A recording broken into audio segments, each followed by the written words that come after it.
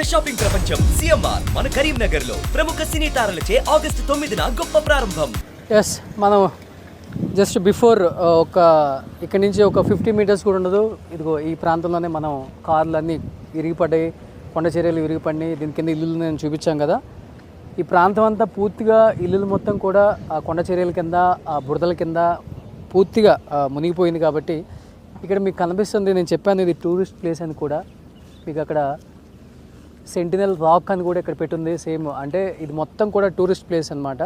మీకు ఇక్కడ ఏం మిగలలేదండి, క్లియర్గా చూస్తే అది అక్కడ ఒకే ఒక్క ఇల్లు కనపడుతుంది చూడండి. ఆ ఒక్క ఇల్లు మాత్రమే మిగిలి ఉందన్నమాట.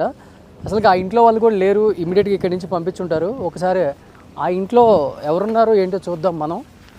ఈ పక్కన రెస్క్యూ టీమ్ అంతా వాళ్ళ పని వాళ్ళు చేస్తున్నారు. ఈ కంప్లీట్గా మీకు కనపడుతుంది. ఈ ఒక్క ఇల్లు మాత్రమే మిగిలి ఉంది. ఈ ఒక్క ఇల్లు తప్పితే మిగతా మొత్తం కూడా ఈ ప్రాంతం మొత్తం మునిగిపోయింది. ఇంకా ఎస్, రెస్క్యూ టీమ్ వీళ్ళని సేఫ్గా గమనించి ఇక్కడి నుంచి పంపించేశారు కూడా. ఇక్కడైతే ఎవరు లేరు, ఇంకా కేవలం రెస్క్యూ టీమ్ అండ్ పోలీసులు మాత్రమే ఉన్నారు.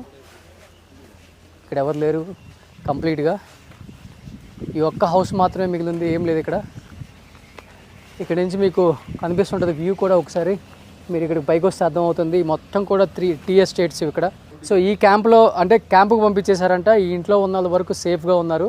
అండ్ ఆ ఇళ్ళకి తాళాలేసి ఏదైతే 4 ఇల్లులు కనిపిస్తున్నాయో ఈ 4 ఇళ్ళకి సంబంధించిన వాళ్ళని మేము రెస్క్యూ టీమ్ మొత్తం వాళ్ళని కాపాడి క్యాంపుకు పంపించేసాము సపరేట్గా అని చెప్తున్నారు. ఇదంతా టీ ఎస్టేట్స్ మీకు కనిపిస్తుంది చూడండి ఒకసారి. ఇవంతా కూడా టీ ఎస్టేట్స్ అనమాట.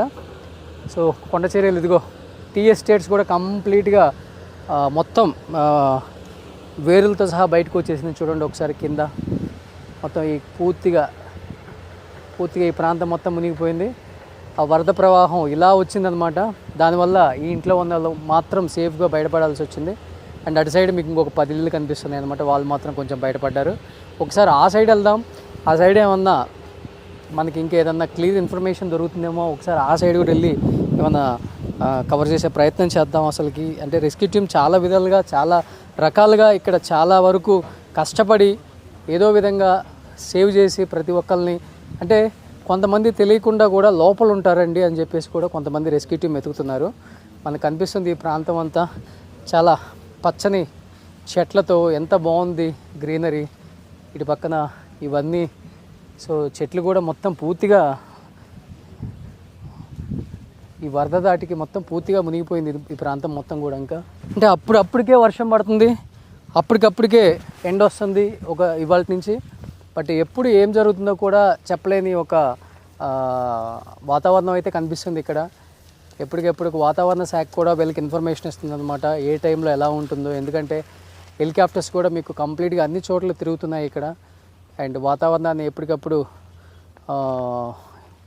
వీళ్ళకి ఇన్ఫర్మేషన్ ఇవ్వటం, ఇక్కడ ఎలా ఉంటుంది, ఇక్కడ వెదర్కి తగ్గట్టు ఎలా జాగ్రత్తగా ఉండాలి, ఏ ప్లేసెస్లో సేఫ్గా ఉండొచ్చు, ఏ సైడ్. అంటే మీకు కనబడుతుంది అప్ అండ్ డౌన్ 2 ఉంది అనమాట. ఇదంతా డౌన్, అదంతా అప్ ఉంది, మిడిల్లో మళ్ళీ డౌన్ ఉందన్నమాట.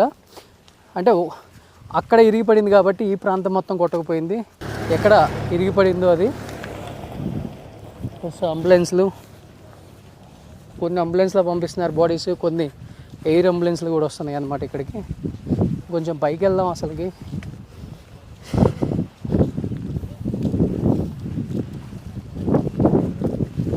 ఇక్కడ కొన్ని ఇల్లులు కనిపిస్తున్నాయి మీకు. ఇక్కడ ఇల్లులు కొంచెం సేఫ్గా బయటపడ్డారు వలస కూలీలు పాపం. ఇక్కడ కంప్లీట్గా ఈ ఇంటి వరకు వచ్చి ఆగిపోయింది పాపం. చాలా సేఫ్గా బయటపడ్డారు ఈ ఇంటి వాళ్ళు కూడా, ఇటు సైడ్ ఉండే వాళ్ళు కూడా.